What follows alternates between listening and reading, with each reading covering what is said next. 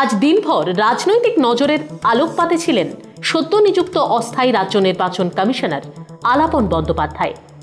গতকাল থেকেই শোনা যাচ্ছিল সিপিএম কংগ্রেস থেকে তার নিযুক্তিকরণের বিরুদ্ধে হয়তোবা আদালতে যাওয়া হতে পারে, কিন্তু গতকালের ভোটফল প্রকাশের পর শোনা যাচ্ছে কংগ্রেস নাকি দলীয় তরফে আর আদালতের দরজা খটখটানোর থেকে বিরত থাকছে। অন্যদিকে অনিল বিশ্বাসের সৌজন্যে নাকি বাম জামানায় রাজ্য নির্বাচন কমিশনার প্রয়োগের ক্ষেত্রে একটি আইন তারা চালু করেছিল।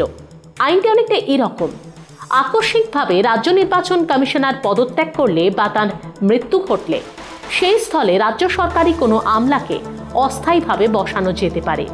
ফলে বামেদের কাছেও আলাপন নিয়োগকে সরকারিভাবে চ্যালেঞ্জ জানানোর পথটিও প্রায় বন্ধই বলা যায়।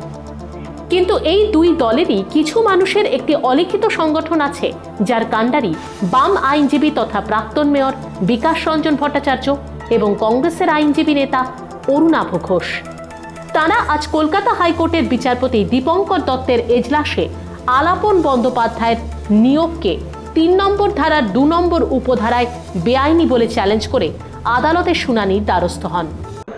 ভারতের কনস্টিটিউশনে যেটা আছে যে রাজ্য নির্বাচন কমিশনও তাকে সম্পূর্ণভাবে নিরপেক্ষ হতে হবে এবং নিরপেক্ষভাবে সাধারণের ভোট করাতে হবে, সেই জায়গা থেকে আমরা আবেদন করেছি যে সাধারণভাবে ফ্রি ফেয়ার ইলেকশন হচ্ছে না, নিরপেক্ষ নির্বাচন হচ্ছে না। নির্বাচন কমিশনার হয়েছেন, তিনি আদৌ নিরপেক্ষ নন।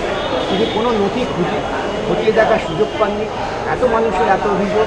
আগের নির্বাচন কমিশনার বলেছেন ১০০টা বুথ তার কাছে গণ্ডগোলের খবর আছে, কিছুই করলেন না। যা বলেছেন পার্থ চ্যাটার্জি, যা বলেছেন সুব্রত মুখার্জি, সেটাই তিনি সই করেছেন ক্ষমতার যে নির্দেশে, এর বাইরে কিছু বলেন। সেইখানে আজকে আলাপনকে যে করা হয়েছে এটা সরকারি, তার কী বলে কনফিডেন্সিয়াল রেকর্ড থেকে আরম্ভ করে সব কিছু মুখ্যমন্ত্রী কন্ট্রোল করছেন। সে ফেরত গেলে কি করবে? সে স্বাভাবিক মুখ্যমন্ত্রীর কথাই বলছেন। প্রেশারে যেখানে ইলেকশন কমিশন করে সেই কোনো ইলেকশনই সেখানে দাঁড়ায় না, সেটা ক্যান্সেল করতে হবে। তাদের হয়ে গোটা বিষয়টি মাননীয় বিচারপতির কাছে তুলে ধরেন বিশিষ্ট আইনজীবী সমরাদিত্য পাল এবং বিচারপতি মামলাটি গ্রহণও করেছেন। অন্যদিকে আলাপন বন্দ্যোপাধ্যায় আজ দুপুর ৩টে অবধি দফায় দফায় বৈঠক করেন বিধাননগর, হাওড়া এবং আসানসোলের প্রশাসনিক কর্তা ব্যক্তিদের সঙ্গে। যখন হাইকোর্টে আলাপন নিয়োগ সংক্রান্ত শুনানি হচ্ছে, ঠিক সেই সময় আলাপন বন্দ্যোপাধ্যায় সাংবাদিক বৈঠক করে সেরে ফেললেন তার নির্বাচন সংক্রান্ত সিদ্ধান্তের ঘোষণাটিও। তিনি দ্ব্যর্থহীন ভাষায় জানালেন যে সমস্ত দিক বিবেচনা করে তথ্য প্রমাণের ভিত্তিতে আগামীকাল বিধাননগরের ৯টি বুথে এবং আসানসোলের 2টি বুথে সকাল 7টা থেকে চলবে পুনর্নির্বাচন প্রক্রিয়া, যার ভোট গণনা হবে আগামী 10ই অক্টোবর। অর্থাৎ বিরোধীদের আলাপন বন্দ্যোপাধ্যায়ের নিয়োগ সংক্রান্ত বৈধতা নিয়ে আদালত কোনো সিদ্ধান্তে পৌঁছানোর আগেই রাজ্য নির্বাচন কমিশনার পুনর্নির্বাচন ও তার ফল সংক্রান্ত সমস্ত কাজটি সেরে ফেললেন আজ। সকাল থেকে দফায় দফায় মিটিং করেছি সংশ্লিষ্ট অফিসারদের সঙ্গে।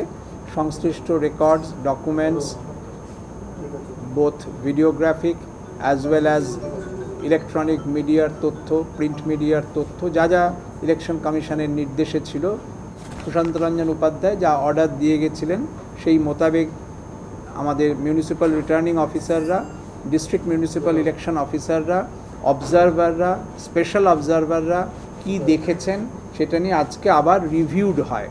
বিধাননগরের ক্ষেত্রে সমস্ত দেখে আমাদের বক্তব্য 9টি জায়গায় রিপোল হওয়া ভালো, আমরা সেই নির্দেশ দিচ্ছি। ইন কেস অফ আসানসোল 2টি বুথে সাব্যস্ত হয়েছে রিপোল হবে। রিপোল হবে আগামীকাল 9 তারিখ সকাল 7টা থেকে বেলা 5টা। সমগ্র প্রসেসের কাউন্টিং হবে 10 তারিখ সকাল 8টা থেকে। কিন্তু জনতার কাছে প্রশ্ন থাকছে একটি, তাহলে এই ভোটের ভবিষ্যৎ কি হতে চলেছে?